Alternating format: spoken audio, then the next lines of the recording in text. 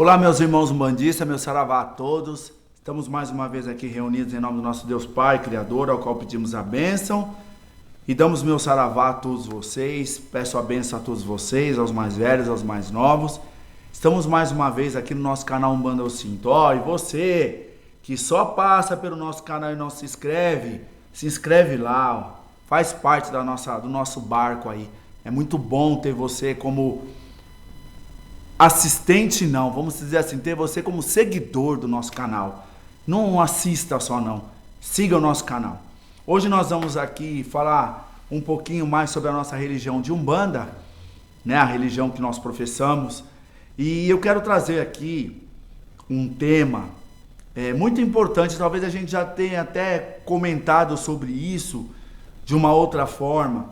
A gente ainda não teve a oportunidade de fazer live, essas coisas, porque eu sou uma pessoa um pouco resistente em algumas coisas, mas a gente está se preparando para isso, mas a gente acaba recebendo muitas perguntas e também muitos questionamentos ou comentários dos irmãos que são seguidores nossos. Quero agradecer a todos vocês e dizer que o nosso intuito não é ser dono da verdade, dizer que a gente está aqui para compartilhar os nossos ensinamentos, aquilo que a gente aprende e também aprender com vocês. A gente pega o que é bom para nós e o que não é bom para nós pode ser bom para o outro.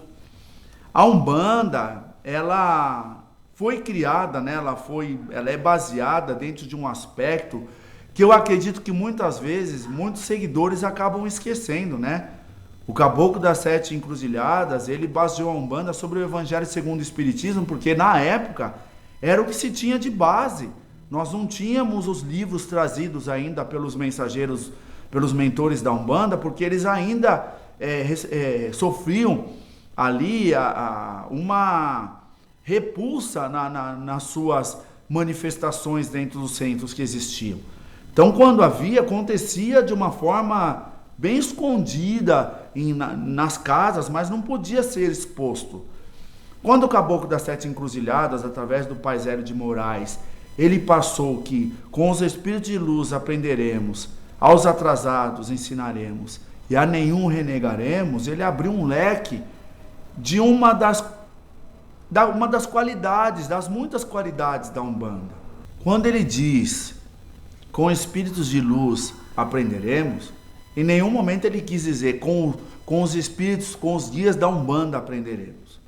Veja bem, a Umbanda ela já foi criada para a quebra do preconceito, que já existia dentro do próprio Espiritismo. Então, a gente quando começa a trabalhar dentro da Umbanda, quem tem a clarividência, você entra dentro de uma gira, pode ser gira de caboclo, você vê que ali os espíritos manifestados, nem todos os espíritos que estão manifestados ali são caboclos. Eles podem estar dentro de uma vibração energética da corrente dos caboclos, da falange dos caboclos, mas não necessariamente eles estão com a roupagem fluídica de caboclo. Eles estão dentro da energia. Eles estão vibrando energeticamente as mesmas frequências.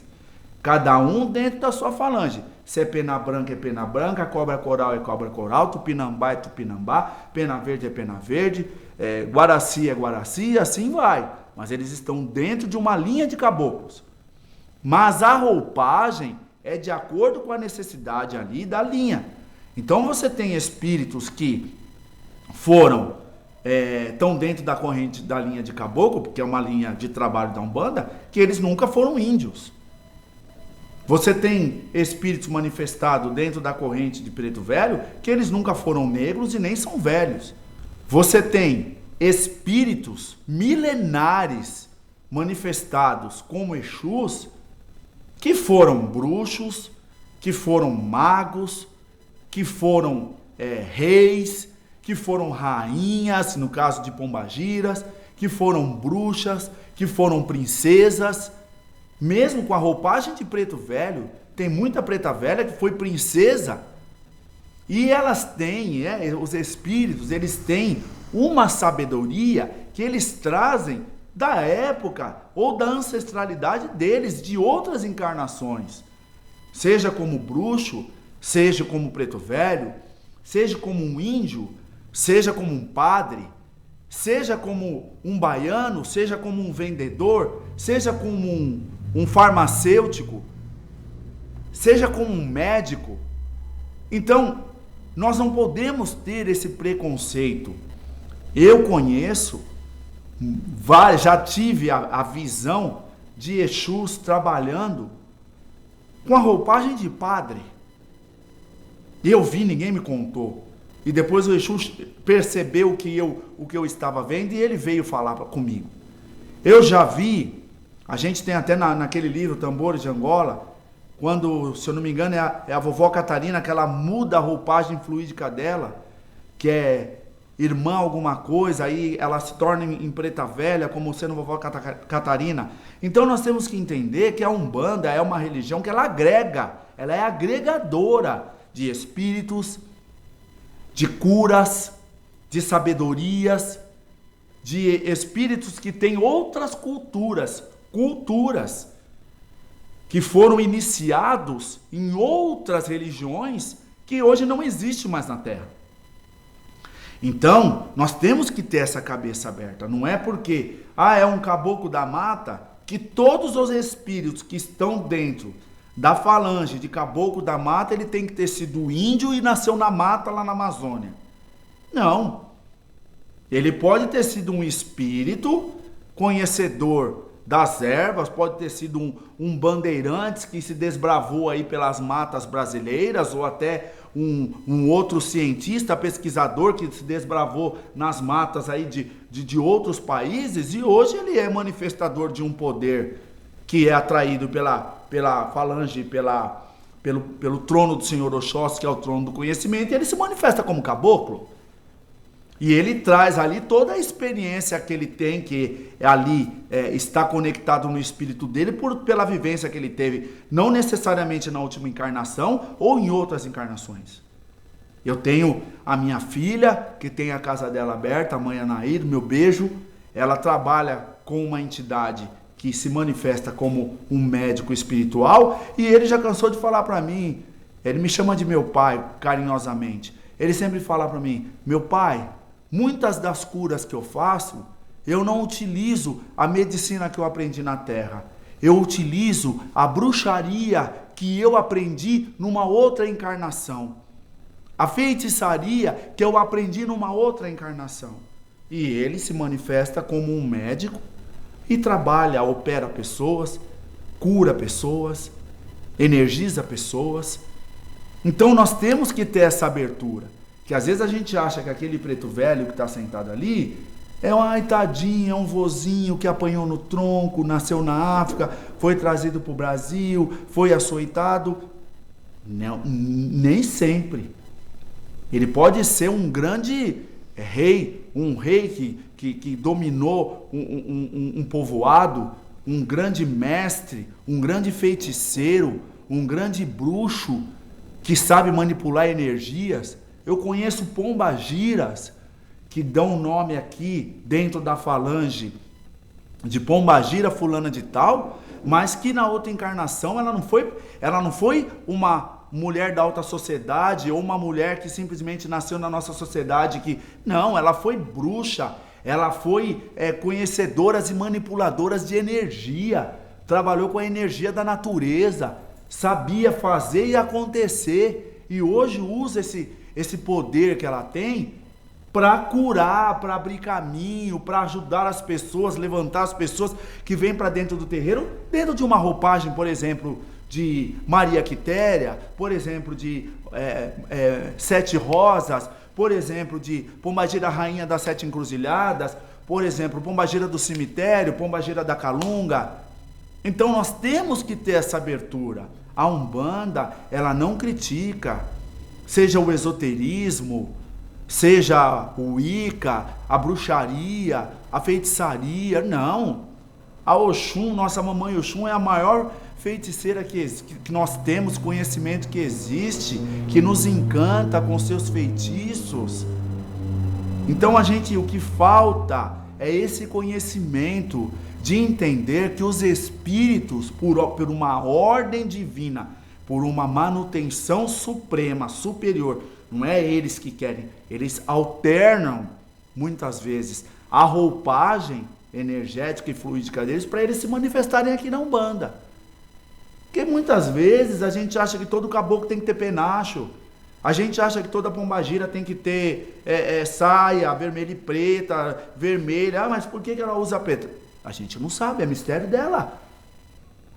Ah, porque toda vela de Exu e pombagira tem que ser preta, tem que ser vermelha e preta. Você nunca pode ver uma pombagira usar um amarelo, não pode alternar um amarelo com vermelho, não pode usar uma vela azul. E se ela trabalha com elemento? Antigamente não existia vela colorida. Então nós temos que entender essa energia e não rotular a religiosidade, não rotular a religião de Umbanda. Porque a espiritualidade, ela já foi rotulada lá atrás. E um dos motivos que o Caboclo das Sete Encruzilhadas veio para trazer a nova bandeira, trazer a nova religião, foi por isso. Trouxe uma religião que falará a todos, brancos, negros, pobres, ricos, com ou sem classe social. E muitas vezes a gente não para pensar nisso.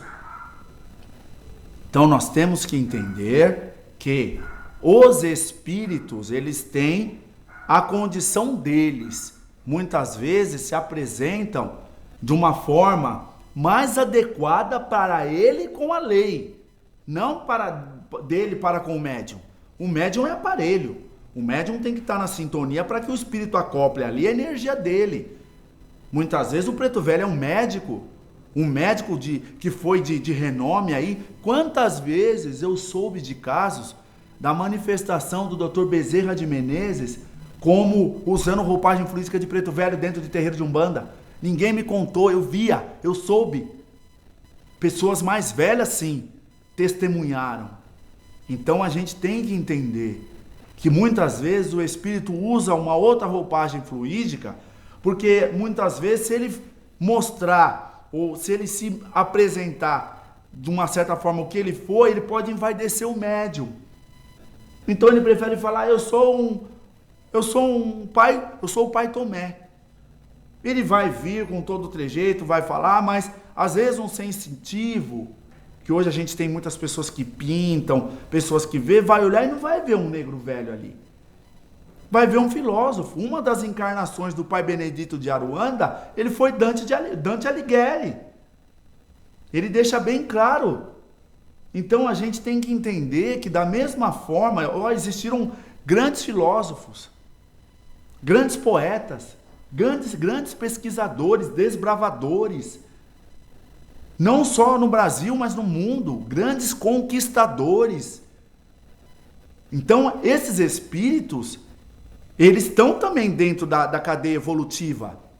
E eles se apresentam dentro da condição que a lei permite, e eles manipulam essa forma de apresentar. Então, a gente não pode falar, a Umbanda não acredita no esoterismo, a Umbanda não acredita no Wicca, a Umbanda não acredita no Candomblé, a Umbanda não acredita no xamanismo, a Umbanda não acredita no hinduísmo. Imagina, Sultão das Matas, o nome já diz, sultão. Nem todo sultão da mata foi um caboclo índio que nasceu na mata. É uma corrente que agrega espíritos dos sultões que viveram lá no Oriente, donos de palácios, mas também donos de grandes sabedorias, de grandes energias de cura, manipulavam as forças porque eles aprendiam com os ancestrais deles. E se apresenta na Umbanda dentro de uma corrente de caboclo. Por quê? Ele, dentro daquilo que ele tinha a oferecer, o trono que mais assemelhava ao que ele tinha a oferecer era o trono de Oxóssi, que é o trono do conhecimento, o trono que manipula as ervas, o trono que lida com a cura, que vem através dos caboclos. E aí surgiu o mistério Caboclo Sultão das Matas. Ah, mas o Caboclo Sultão das Matas que eu recebo, ele é índio. Existe, lógico. Existe o seu Caboclo Sultão das Matas que é índio e se apresenta com a roupagem fluídica de índio. Mesmo porque se a gente, dentro de não ter o entendimento, tivesse a clarividência de um espírito manifestado ali vestido igual o Aladim, nós íamos falar que era errado. Então, através do conhecimento, os espíritos vão se mostrando. Então, que a gente possa entender isso. Porque não existe no mundo, e nem dentro do mundo da Umbanda, Só espírito de caboclo, preto velho, baiano, boiadeiro, cigano, marinheiro, criança, exu e pombagira. E cigano. Dentro da linhagem de cigano mesmo. Não é todos que estão ali que são ciganos. Existem muitos espíritos não ciganos que se manifestam na linhagem dos ciganos porque é uma linha mais próxima ao povo do Oriente. E lá no Oriente você tem turcos e outras etnias que se apresentam como ciganos sem serem ciganos. Mas eles precisam de uma roupagem para se apresentar e nós temos o entendimento deles. Então, que a gente possa não rotular, que a gente possa, sim, compreender e entender a luz que aquela entidade tem para trazer para nós. Seja desmanchando feitiço com pedra, desmanchando feitiço com carvão, desmanchando feitiço com sal grosso, ou simplesmente com uma flor, ou simplesmente com um copo de água. O poder de manipulação é dele, e ele vem em nome da luz, é isso que importa. Meu saravá a todos vocês, espero que a gente possa ter conseguido passar para vocês esse não rotular a Umbanda. A gente tem visto muita gente rotulando a Umbanda e a Umbanda não foi feita para isso. A Umbanda já foi criada exatamente para não ter rótulos. Temos sim as nossas 7 linhas representativas da Umbanda, mas como diz o ponto, né? 7 linhas tem a Umbanda, 7 linhas de orixás. 7 linhas tem a Umbanda, todas as 7 são de Oxalá. Vá buscar essa sabedoria. Um abraço, meu saravá a todos. Se inscreva no nosso canal lá, mas é para se inscrever, não é só para compartilhar não. Se inscreva mesmo, para que você possa receber os nossos vídeos. Muito obrigado, meu saravá a todos e até um próximo vídeo. Muito axé para todos nós, saúde e paz.